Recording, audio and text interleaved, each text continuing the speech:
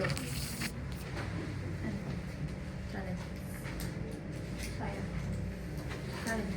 Bali, paano po sinusuportahan ng LGU or ng barangay yung pagpapanatili po ng tradisyon sa paggawa po ng parol ng mga kapampangan? Susuporta? Opo. Paano po sinusuportahan ng barangay po ninyo yung pagpapanatili po ng tradisyon sa paggawa ng mga parol? Oo, sabi ko nga, yung kanina, pang-suporta, dito naman kasi, Ano po yung sagot? sa Bulaod, madalang lang yung gumagawa ng Opo. lantern. Bali, yung sa mga programa po ulit, ano po yung mga programa na ginagawa nyo po para matiyak na nakakatulong po yung Giant Lantern Festival dito po sa mga residente ng Yun Bulacan? nga, yung programang hinihikayat namin yung mga kabataan para makapag, yun, benta sila o ano. Pero yung sabi ko nga kanina, yung SK, yung talagang Kumbaga, sa kabataan. sa kanila niyo po inassign Oo. yung Okay po. Programa. So yung SK nyo po ba dito, talagang malaking tulong po siya para sa mga kabataan? Since mostly po sa mga SK ngayon, puro mga ano na rin po yun. Like, nakaka-help naman Okay po. lang yun.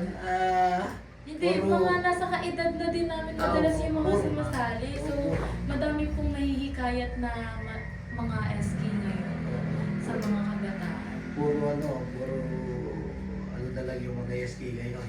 Siguro kayo alam nyo na rin yun. Ano po ulit yung inaay nyo po na workshop para mahikayat po ulit yung kabataan na gumawa ng parol? Yan, ngayon nga, sabi ko, yung sa SK, nung nag-session kami, sinabi ko sa kanya kung pwedeng mahikayat siya sa mga kabataan na gagawa sila talaga ng parol o yung street na namin dito, yung mga parol na mga streets Kumbaga, like Oo. gagawan po ng mga SK ng mga activity po yung mga kabataan mga para kabataan na lang. kumbaga makapag-participate po sila Oo. sa okay. Paano po mas napapabuti ng mga lantern makers yung paggawa po nila ng parol kada taon? Meron po bang mga improvements? Yun, sabi ko nga, January pa lang, inaano namin ng giant na ito ko, ay yung lantern maker ko na pinag-usapan na namin. Kung kailangan magdagdag ng bulb, kung ano pa yung gimmick na gagawin para makuha uli namin yung champion. Nagpaplano na po ahead of time. Paano po nakakatulong yung Giant Lantern Festival at ang pagkilala sa San Fernando bilang Christmas capital sa inyong komunidad po? Lalo na sa San Fernando, pagka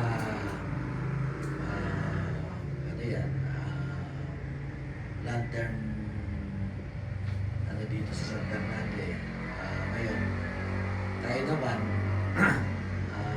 inaano natin yung barangay namin dito, barangay Bulawan, para lalong makilala ng mga turista, kaya mga business sector para pumunta sila dito.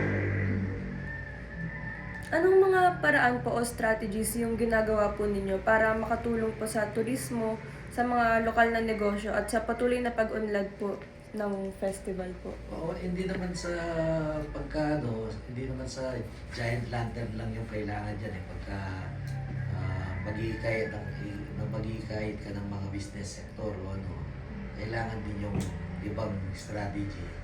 Lalo na, kaya sinasabi ko na rin, peace in order, number 1 yan. Tsaka yung mga maraming kailangan eh. Lalo na pagka peace in order, okay yung barangay mo, talagang maghihikayat yung mga business dito. Bali sa last na question na po, ano po yung mga patakaran o plano po na ginagawa para masigurong patas, malinaw at patuloy po yung sa pagiging successful ng Giant Lantern Festival? Sabi ko nga, tiwala doon sa mga ano, tsaka alam naman namin kung magcha-champion kami, tsaka yung mga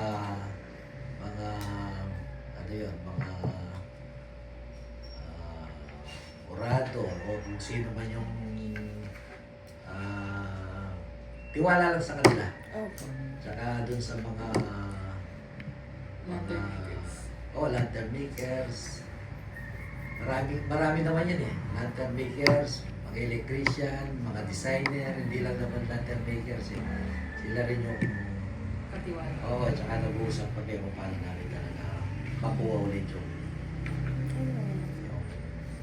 champion. Okay na po. Thank you.